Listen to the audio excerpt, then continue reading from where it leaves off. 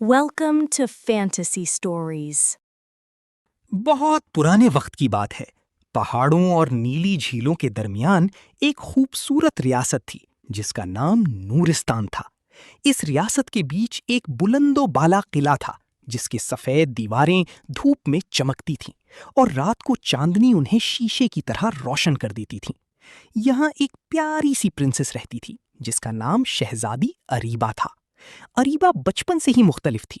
जब दूसरी शहजादियां महल के बागों में खेलतीं या गहने पहनकर शीशों के सामने वक्त गुजारती थीं, तब अरीबा पुराने नक्शे देखकर दूर दूर के इलाकों के ख्वाब देखती थी। उसे घोड़ों की दौड़ पसंद थी, उसे तीरंदाजी सीखना पसंद था और सबसे ज्यादा उसे कहानियां सुनना और फिर उन्हें हकीकत बनाने का ख्याल पसंद था। उसकी वालिदा का इंतकाल बचपन में हो गया था और उसके वालिद बादशाह ज़मीरुद्दीन उसे बहुत प्यार करते थे, लेकिन वो हमेशा उसे महफूज रखना चाहते थे, इसलिए महल के बाहर जाने पर पाबंदी थी। लेकिन अरीबा का दिल कभी कैद नहीं हुआ। वो रात को छत पर जाकर सितारों से बातें करती और कहती कि एक दिन वो उन रास्तों पर चलेगी जहां अभी तक कोई नहीं गया। एक रात जब तेज हवा चल रही थी और बादल आसमान को ढक रहे थे, अरीबा को महल के पुराने हिस्से से अजीब सी रोशनी नजर आई। वो चुपके से वहां गई और उसे एक पुराना बंद दरवाजा मिला जिस पर पुरानी जंजीर लगी हुई थी। दरवाजा खोलते ही हवा का तेज झोंका आया और चिराग बुझ गए, लेकिन अरीबा ने हिम्मत नहीं हारी। अंदर एक लंबी गैलरी थी जहां दीवारों पर पुरानी तस्वीरें लटकी थीं, जिनमें पुरानी बादशाहों के चेहरे उदास लग रहे थे, जैसे वो किसी इंतजार में हो। गैलरी के आखिर में एक छोटा सा कमरा था जहां एक पुरानी किताब रखी थी जिस पर गर्द जम चुकी थी। अरीबा ने किताब खोली तो उसमें लिखा था कि नूरिस्तान पर एक पुराना साया मंडरा रहा है जो धीरे धीरे इसकी रोशनी और खुशियों को निगल लेगा। किताब में लिखा था कि इस साए को सिर्फ एक नूरानी फूल मिटा सकता है जो सिर्फ एक छुपी हुई झील में खिलता है। लेकिन उस झील तक पहुंचने के लिए 3 इम्तिहान गुजरना जरूरी हैं: हिम्मत, सच्चाई और कुर्बानी के इम्तिहान। अरीबा ने फैसला कर लिया कि वो अपनी रियासत को बचाएगी, चाहे उसे कितनी भी मुश्किल का सामना करना पड़े। अगले दिन सुबह से पहले वो अपना घोड़ा लेकर निकल पड़ी। उसने किसी को नहीं बताया क्योंकि वो जानती थी कि अगर बादशाह को पता चल गया तो वो कभी उसे जाने नहीं देंगे। सफर का पहला हिस्सा घने जंगल से गुजरता था जहां दरख्तों की शाखाएं इतनी घनी थीं कि रोशनी मुश्किल से जमीन तक पहुंचती थी। जंगल में अजीब सी खामोशी थी। अचानक उसे किसी की मदद की आवाज सुनाई दी। वो आगे बढ़ी तो उसे एक जख्मी हिरन नजर आया। अरीबा ने बिना डरे उसकी मदद की, उसे पानी पिलाया और उसका जख्म साफ किया। जैसे ही हिरन ठीक हुआ, उसकी आंखों में चमक आई और वो आगे चला।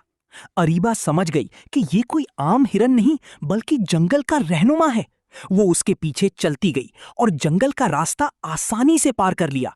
ये उसका पहला इम्तिहान था, हिम्मत का। दूसरा हिस्सा एक सुनसान रेगिस्तान था जहां दूर दूर तक सिर्फ रेत ही रेत थी। दिन को धूप इतनी तेज होती कि सांस लेना मुश्किल हो जाता और रात को सर्दी हड्डियां जमा देती। अरीबा का पानी खत्म होने लगा, लेकिन उसने हिम्मत नहीं हारी। एक रात उसे एक बुजुर्ग औरत मिली जो कमजोर और भूखी थी। अरीबा के पास सिर्फ थोड़ा सा खाना था, लेकिन उसने सब उस बुजुर्ग को दे दिया। बुजुर्ग मुस्कुराई और अचानक रोशनी में बदल गई और कहने लगी, तुमने सच्चाई और रहमदिली का इम्तिहान पास कर लिया।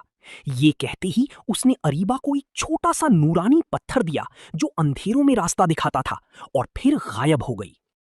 तीसरा हिस्सा सबसे मुश्किल था। एक ऊंचा पहाड़ जहां तेज आंधियां चलती थीं और रास्ता टूट फूट का शिकार था।